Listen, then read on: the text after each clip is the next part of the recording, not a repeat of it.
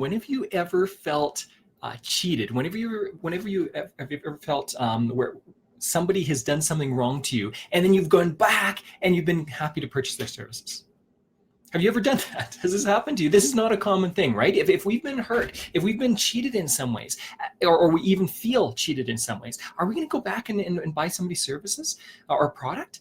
No, of course not. And we've got to think in the same level of this all the time with ourselves. How are we trustworthy with other people? How are we presenting ourselves to others? I'm going to tell you a couple of really quick stories. I had a client, a potential client. This is years ago.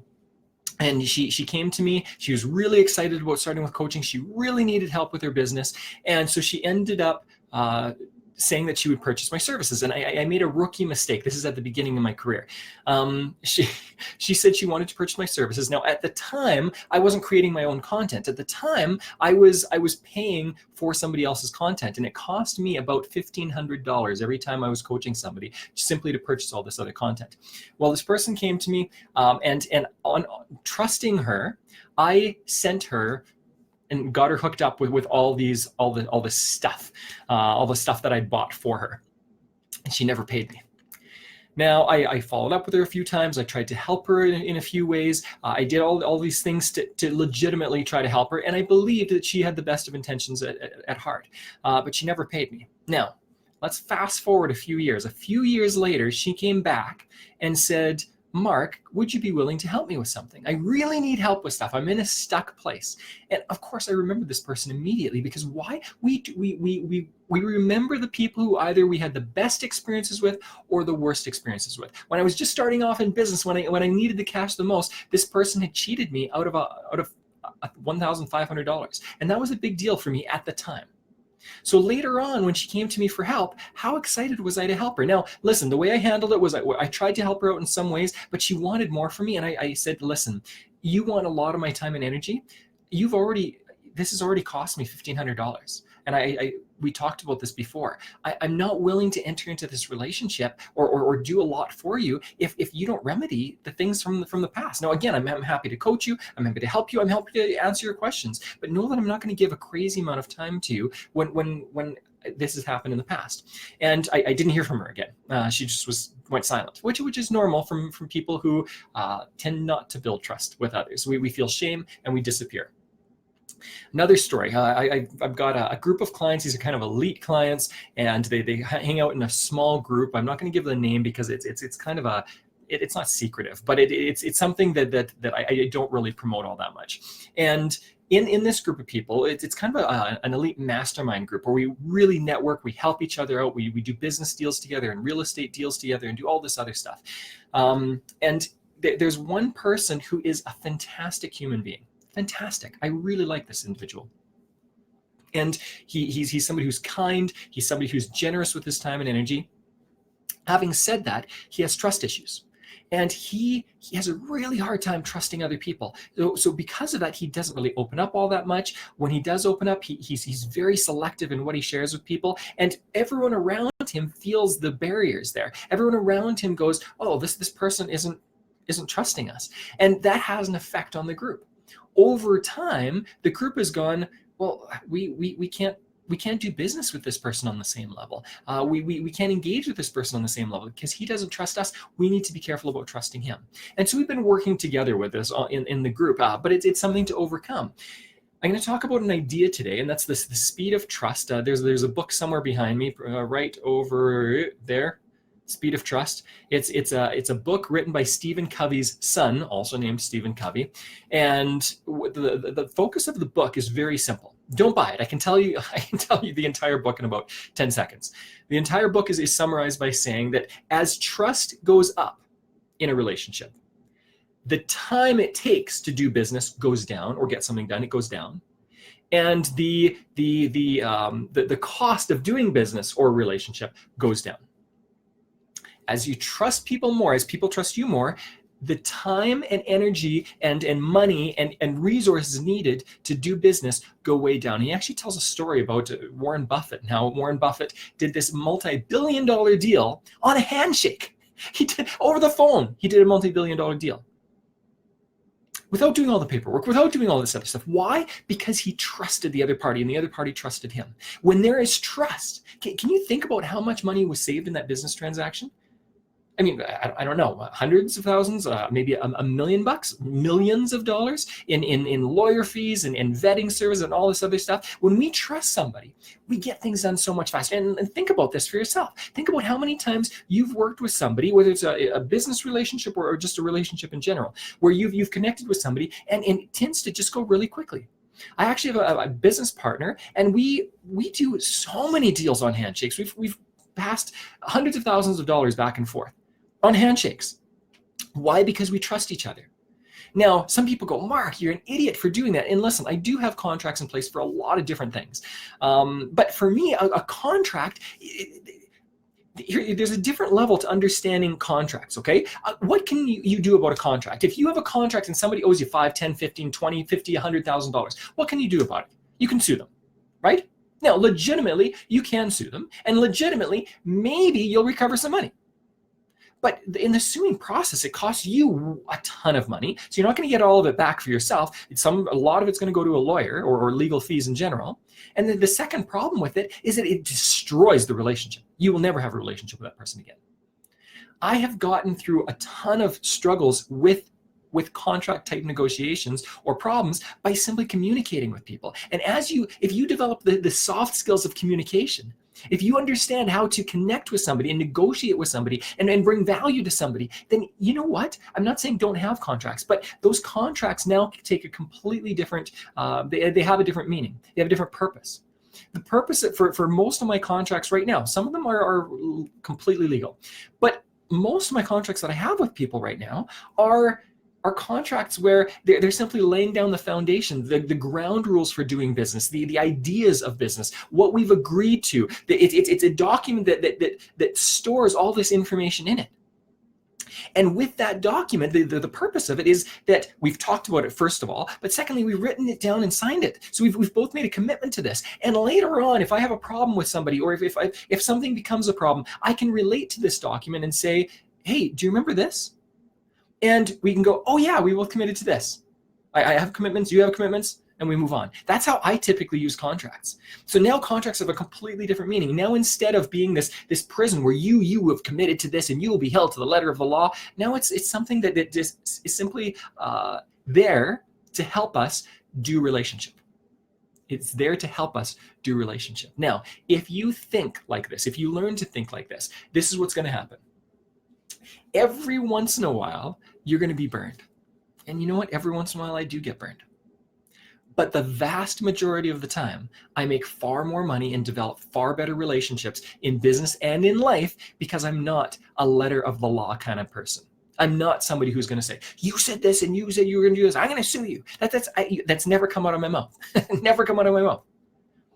As trust goes up, the time, energy, and money it takes to do business goes down. You actually make far more. You have far more time. It's far more efficient on so many levels. I've got a couple other points that I want to make this. One is, how do you develop trust? How do you develop trust? I'm going to talk about how you develop trust in a number of different ways. Number one, what about just marketing? What is marketing? What marketing is becoming, getting your voice out to more people, getting your ideas out to more people in a way that builds trust. That's what marketing is. Getting your voice out there enough times in enough ways in front of enough people in a way that builds trust so that they want to buy your service, they want to purchase your services, they want to engage with you or buy your products. That's what marketing is. So how do you build that? Well, in marketing, one of the key processes to doing this over a long period of time is build trust. You build trust over a long period of time. Well, how do you do this? You add value. How do you add value? Well, every time you contact someone, if you've been, so I'm not calling this industry bad because it's got a bad reputation because there are some bad people in it, but there are lots of great people in it too. There's multi-level marketing or network marketing, and it's got a bad reputation because what some people have done with it, this is not even most people, but what some people have done with it is simply bugged people and irritated people. And every time they come to anyone, they're like, hey, buy my service, buy my service, buy my service. Tell me about your product. This is my product. This is my product. Become a business owner. Become a business owner. And that becomes annoying after a while. That does not build trust. Does it get things done? Ugh. It can get things done for a short term, but long term, you're burning bridges. Long term, you're killing relationship. The best I've coached a lot of multi-level marketers. And what I found is that when they learn how to build trust with their community, and not just their family, I'm not even talking about marketing to their family, I'm talking about marketing to their niche group of people that they want to market to. As they do that, and as they build trust, guess what?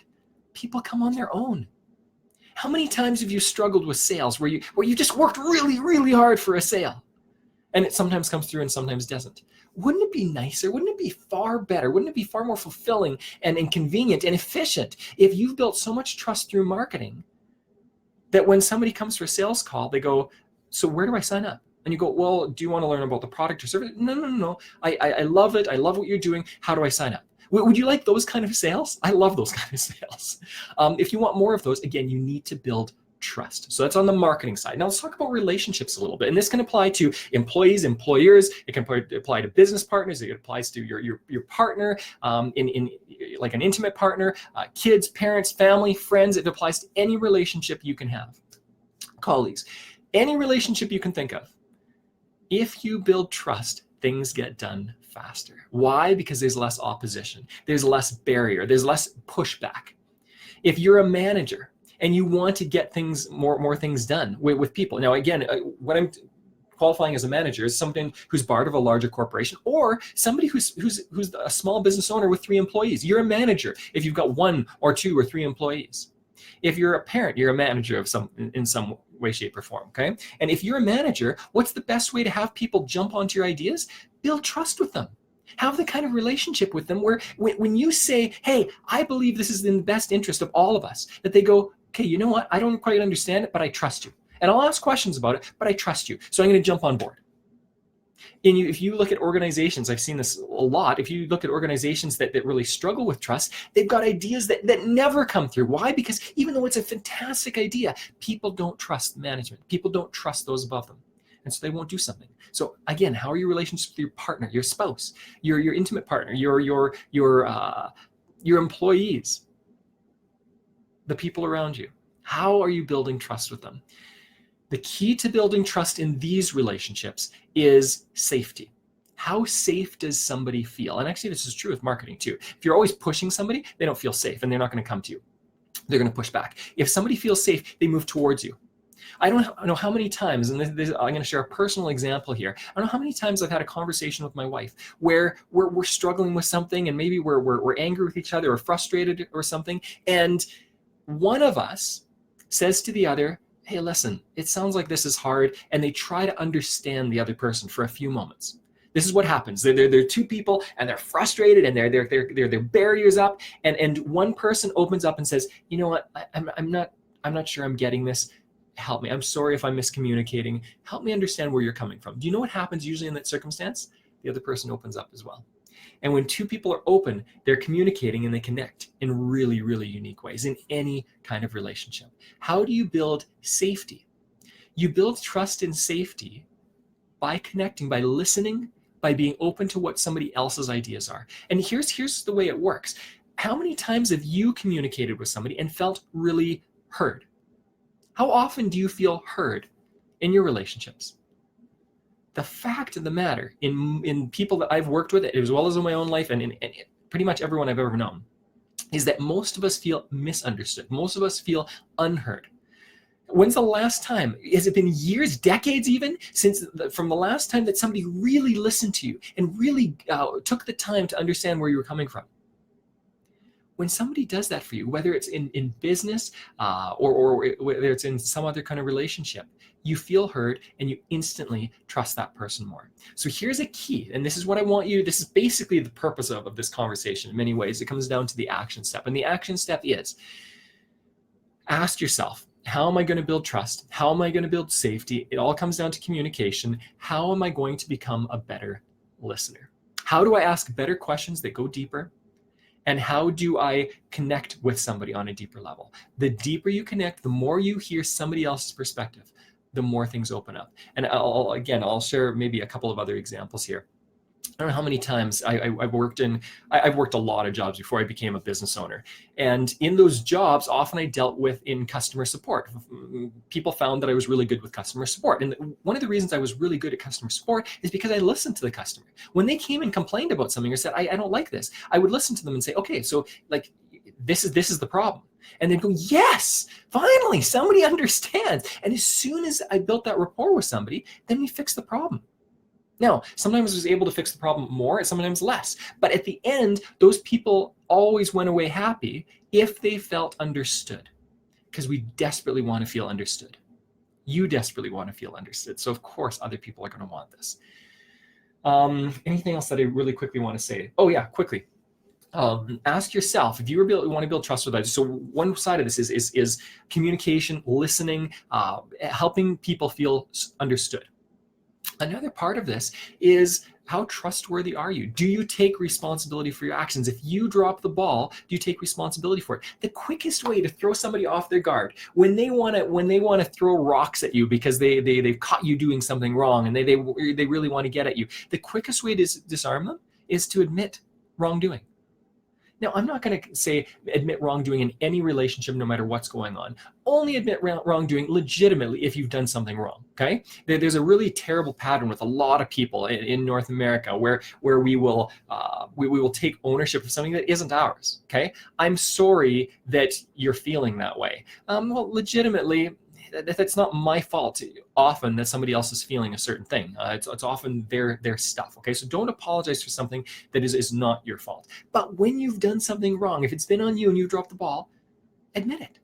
And you will see hard people that are ready for a fight, kind of just melt in front of your eyes as you admit wrongdoing and say, you know what, this is wrong. I'm sure it affected you in this way and that way. What can I do to remedy this? This is awful, and I know it's even wrong to ask you to tell me how to remedy it, because this is my fault. But I want to do better, and I want to work with you on this. Watch how people melt when you say that. Admit wrongdoing, number one. Definitely ask for forgiveness if you need it. And secondly, coming back to the first point I made, listen really well to others. Put yourself in their shoes. Understand them. Help them feel heard. As you do these things, trust will go up. Now, here's another third point. It's a really kind of small point, and that is, I often hear, well, somebody has to earn my trust. And you know what? That's true. Legitimately, we need to earn other people's trust. But when it comes to us trusting other people, here's my challenge to you, and I'm going to leave you with this. If you struggle to trust others, you need to take the first step. Don't wait for others to prove themselves beyond any shadow of doubt. Trust other people first. Make the commitment. Like I said, often I will go without a contract to test people or organizations initially. And the way I do that is again, I don't have a negotiated contract. I've got a verbal contract, and try it out and see if I get paid. See if it comes through. Because I realized very quickly who I can trust and who I would never do business again. And that is super, super valuable to me, far more valuable to me. So I'll be willing to trust people first.